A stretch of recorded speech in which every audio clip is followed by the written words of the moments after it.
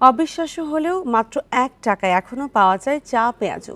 ৩ দশক ধরে খাবারের দাম ১ টাকাও না বাড়িয়ে অনন্য নজির গড়েছেন নীলফামারীর সন্ন্যাসীতলা বাজারের ব্যবসায়ী আপন আহমেদ। স্বীকৃতি হিসেবে পেয়েছেন কনজিউমার অ্যাওয়ার্ড। দাম না বাড়ানোয় লাভ কমেছে, তবে মানের সাথে কোনো আপোষ হয়নি, জানালেন এ ব্যতিক্রমী ব্যবসায়ী। নুডলস খান নাই তো নুডলসই খান নাই।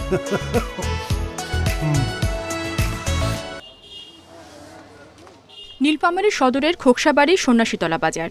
১৯৯৫ সালে এ বাজারে ভাই ভাই টি স্টোর খোলেন আপন আহমেদ। প্রতি কাপ চা ১ টাকা আর প্রতিটি পেঁয়াজও ১ টাকায় বিক্রি শুরু করেন তিনি।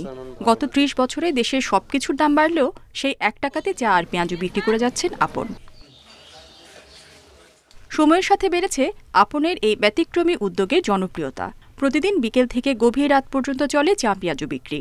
স্থানীয়দের পাশাপাশি দূরের অনেক যাত্রীও পথের মাঝে থেমে খেয়ে যান চা পেঁয়াজু। আমার জন্মের পর থেকে দেখতেছি ১ টাকার বড় ১ টাকার চা বিক্রি হচ্ছে। আমার বয়স যখন ২২ বছর, এখনও দেখতেছি ১ টাকার বড় ১ টাকার চাই বিক্রি হচ্ছে। এই খাবারের জন্য আশেপাশের বিভিন্ন জায়গা থেকে লোকজন এখানে এই ১ টাকার চা ১ টাকা পেঁয়াজি খাওয়ার জন্য আসে। এত কম মূল্যে এত ভালো কোয়ালিটি, মানে এত ভালো পরিবেশে ওনারা বিক্রি করে, এটা আমি দেখে এখন অবাক হয়ে গেছি। প্রতিদিন ২৫ কেজি ডালে ৭ থেকে ৯ হাজার টাকার পেঁয়াজও বিক্রি হয়, জানান আপন। সময়ের সাথে সবকিছুর দাম বাড়লেও খাবারের দাম না বাড়ানোয় সীমিত হয়েছে লাভ। তবে দাম না বাড়ানোর সিদ্ধান্তে এখনও অনড় এই ব্যবসায়ী। দূর দূরান্ত থেকে লোকজন আসে, তাদের সাথে মিশি, এটাও আমার একটা মনে আনন্দ এবং সবার সাথে কথাবার্তা বলি। এই জন্যে বন্ধ করতে পারতেছি না, চলবে। আমার আশা করি যে এভাবে চালিয়ে আসবো আর কি। আপন আহমেদের চায়ের দোকানের জন্য এলাকার পরিচিতি বেড়েছে, এতে খুশি তার স্বজন ও এলাকাবাসী।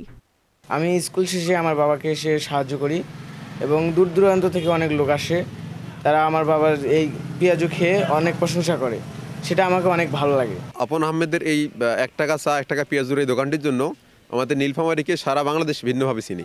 ২০২৩ সালে জেলা শ্রেষ্ঠ খাদ্য ব্যবসায়ীর স্বীকৃতি হিসেবে আপন আহমেদ পেয়েছেন council of consumer rights Bangladesh CRB পুরস্কার।